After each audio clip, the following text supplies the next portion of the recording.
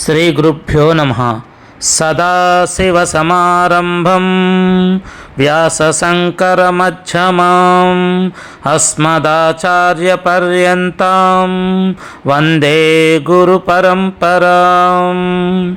నారాయణ సమారంభం వ్యాసశంకరమధ్యమాం అస్మదాచార్యపర్యంతం వందే గురుపరంపరాం. ఓం గురవే సర్వలోకానాం విషజే భవరోగిణాం నిధయే సర్వవిద్యానాం దక్షిణామూర్తయే నమః. ఓం నమః ప్రణవార్థాయ శుద్ధజ్ఞానైకమూర్తయే నిర్మలాయ ప్రశాంతాయ దక్షిణామూర్తయే నమః. చెప్పండి, దేవాలయం విశేషాలు ఏంటి? ఈ ఏరియా పేరేంటి? బీడీ కాలనీ, బీడీగట్టు రోడ్డు, చెరువుగట్టు. ఓకే. ఈ గుడి గొప్పతనం ఏంటంటే విశిష్టమైన నమ్మకం ఉన్న అమ్మవారు కనకదుర్గ అమ్మవారు. ఇక్కడ భక్తులందరికీ కూడా అనుకున్న కోరికలు తీర్తాయని ఒక నమ్మకం. అలాగా బోర్డు సాక్ష్యాలు కూడా ఉన్నాయి. ఓకే. దీనికి మూలం అసలు యాక్చువల్గా ఇక్కడ ఉన్నది గతంలో 40 ఏళ్ళ క్రితం ఇక్కడ ఒక వినాయకుడు వెలిసాడు. ఆ గుడిని ముందు ఏదో ఒకటి చేయాలని చెప్పి దాని ముందు ఆ చివర వినాయకుడిని నిలబెట్టారు. ఈ వీడియోలో మీరు చూస్తున్నటువంటి ఈ వినాయకుడి విగ్రహమే ఈ ప్రాంతంలో ఒక 40 సంవత్సరాల క్రితం ఒక నిర్మాణం కోసం తవ్వుతూ ఉన్నప్పుడు ఈ వినాయకుడి విగ్రహం లభించిందని, అందుకోసం ఈ దేవాలయము వినాయకుడి దేవాలయంగా ఇక్కడ నిర్మాణం చేయాలనుకొని ముందుగా ఈ యొక్క వినాయకుడిని ఒక ప్రతిష్టాపన చేశారు. ఆ ప్రతిష్టాపన చేసిన వేళ ముహూర్త విశేషం వల్ల ఇక్కడ రామాలయము, శ్రీ దుర్గాభవాని దేవ ఆలయాలు కూడా వెలిసిల్లాయి. వినాయకుడి గుడికి ఒకటి ఏంటి అన్నీ కడదామని చెప్పి చిన్న ప్లాన్ తోటి యాజమాన్యం అంతా ఒక నిర్ణయం తీసుకుని 5-6 సంవత్సరాలు కష్టపడి ఈ గుడికి ఒక రూపం తయారు చేసినప్పుడు ఇందులో రామ మందిరం అనేది అన్ని గ్రామాలకి మంచిదిగా ఉంటే ముందు రామ మందిరాన్ని అనుకున్నారు. రాములు అని వెళ్తారు. ఇక్కడ అందరికీ కులదేవత కాబట్టి ముందు తర్వాత కనకదుర్గ అమ్మవారిని పెట్టారు. అలాగే విఘ్నేశ్వరుడు తొలిగా ఇక్కడ స్థలంలో లభించినందువల్ల విఘ్నేశ్వర ఆలయాన్ని కూడా పెట్టండి. అలాగే ఇటుపక్క ఎడమవైపు చివర సుబ్రహ్మణ్య స్వామి, అంటే మొత్తం ఇంచుమించు అందరినీ కూడా ఇక్కడ నిలవేలుగా పెట్టుకున్నారు. అంటే ఒక 40 సంవత్సరాల క్రితం ఈ భూమి తవ్వుతున్నప్పుడు వినాయకుడి ప్రతిమ తిరిగి మళ్ళీ వీళ్ళందరూ చక్కగా దీనికి రూపం తయారు చేసి అభివృద్ధి చేసుకుంటూ వస్తున్నారు. ఓకే, చాలా బాగుంది. సంవత్సరం ఈ గుడిని ఓపెన్ చేశారు. మొన్న 25వ తారీఖున ప్రథమ వార్షికోత్సవం. ఈ గుడికి ఉన్న ఇది అలాగే ఇక్కడ ఈ అమ్మవారి నమ్ముకుని భక్తిపూర్వకంగా శరణ కోరిన వాళ్ళందరికీ పెళ్ళిళ్ళు కావడం జరిగింది. పెళ్ళిళ్ళు అయ్యి ఉన్నత చదువుల కోసం వచ్చేది మొక్కుకున్న వాళ్ళకి చదువులు వచ్చాయి. ఫారెన్ వెళ్ళాలన్న వాళ్ళు కూడా ఫారెన్ అవకాశాలు వచ్చాయి.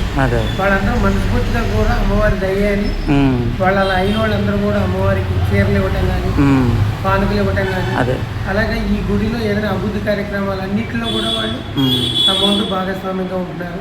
ఇందులో డాక్టర్లు ఉన్నారు, ఇంజనీర్లు ఉన్నారు, పెద్ద పెద్ద వ్యాపారస్తులు ఉన్నారు, కాంట్రాక్టర్లు ఉన్నారు, అందరూ ఉన్నారు.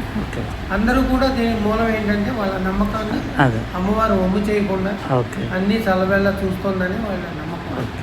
ఆ నమ్మకానికి ఇవ్వాలి. ఇప్పుడు శ్రీరామాన్ని కూడా రాముల వారి పుత్ర విగ్రహాలు తీసుకొచ్చారు. విగ్రహాలు కూడా తీసుకొచ్చారు.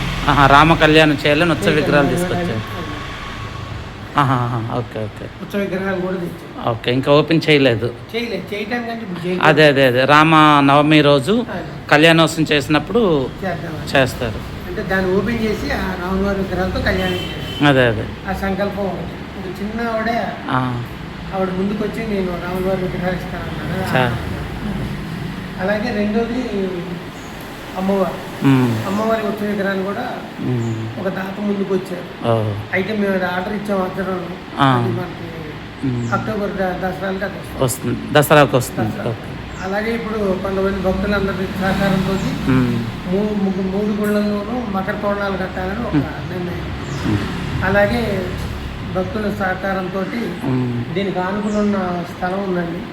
ఆ స్థలంలో మినీ కమ్యూనిటీ హాల్ కట్టాలి. కమిటీ హాలు కమ్యూనిటీ లేదా హాల్ కట్టి కమ్యూనిటీ హాలు. చిన్న చిన్న కార్యక్రమాలు, ఎందుకంటే చిన్నవాళ్ళు ఎక్కువ ఉన్నారు, అవునవును. వాళ్ళందరికీ చిన్న చిన్న ఏదో కార్యక్రమాలు, కళ్యాణోత్సవాలు, కళ్యాణాలు అలాంటి వాటికి కుటుంబ సహకారం. కానీ, ఈ సీతారాముల కళ్యాణం కానీ, ఆహా. రేపు శివాలయం కట్టాలనుకున్న ఆలోచన కూడా ఉంది. ఓ చాలా మంచిది. భక్తులు సహకరిస్తే కనుక శివాలయం అక్కడ నవగ్రహాలు పెట్టాలి అని. ఓ అప్పుడు ఇదంతా గుడితోటే నిండిపోయి ఉంటుంది కాబట్టి అవును. ఈ ఇతరత్ర జరిగే ఈ దీనికి అనుబంధ కార్యక్రమాలన్నీ ఆ ప్రదేశంలో చేయాలని అవును. ఓ నిర్ణయంతో కమిటీ వాళ్ళు ముందుకెళ్తున్నారు. అవును. కమిటీ వాళ్ళ నమ్మకం అమ్మవారు వమ్ము చేయలేదు. అవును. ఆ నమ్మకంతో వాళ్ళు కార్యక్రమాలు తలపెడుతున్నారు. అవును. తలపెట్టినవన్నీ కూడా నిర్విఘ్నంగా అవును. జరిపించుకుంటున్నారు. ఏ. అలాగే అందరి సహకారం కూడా ఊరు చాలా మంది సహకారం ఈ గుడిలో ఉంది. అందుకని ఈ కాలనీకే పరిమితి కానీ ఈ గుడి ఏలూరు పట్టణం మొత్తాన్ని కవర్ చేస్తాం. అవును. చాలా మంది నేను కూడా ఇంతవరకు చూడలే, ఇటువైపు రాలేదు. ఈ గుడి చూడండి, మీరు చాలా అందంగా కనబడుతుంది. అదే చూశాను, అందుకే మనసు ఎగ్జైట్. బాగా కనబడుతుందో రాత్రి ఇంకా బాగా. అదే గుడి కొన్ని విశిష్టత అవును. అంటే ఎవరు అర్థం చేయరు, అదే చేస్తే కనబడుతుంది. ఈసారి కన్నా రాత్రి ఇంకా బాగుంది. అది ఈసారి తప్పకుండా రాత్రి వేళ వచ్చి నేను మీరు ఏ టైంలో వచ్చినా గుడి అందం. అదే మళ్ళీ నేను 6కి గుడి తీసే టైం అని అంటాను. లేదు, రాత్రి 11కి వచ్చి చూసినా ఈ గుడి అంత సరే తప్పకుండా ఈసారి నేను. ఈస్ట్ ఫేసింగ్ లో ఉంది. అవును. చక్కటి వాతావరణం ముందు ఓపెన్ అవును. అవును. ఆటోమేటిక్ ఈ గుడికి ఆ సూర్య భగవానుడు అన్ని అందాలు తీర్చిదిద్దాడు. అవును. కళ వైభవం ఉంది దేవాలయం. ఇక్కడికి వచ్చిన వాళ్ళందరూ ప్రశాంతంగా ఉంటారు. అవును. ఎన్ని స్ట్రగుల్స్ ఉన్నా మొదటి మెట్టుతోనే పోతాయి. అవును. లోపలికి వచ్చిన తర్వాత అమ్మవారి మెట్టు తొక్కిన తర్వాత అంతా ఆనందంగానే ఉంటారు. అవును. వెతలు లేకుండా ఆనందమైన జీవితాన్ని ఈ కాలనీ వాళ్ళు. చాలా సంతోషం స్వామి, అనేక విషయాలు తెలియపరిచినందుకు. ఓం గం గణపతియే నమః.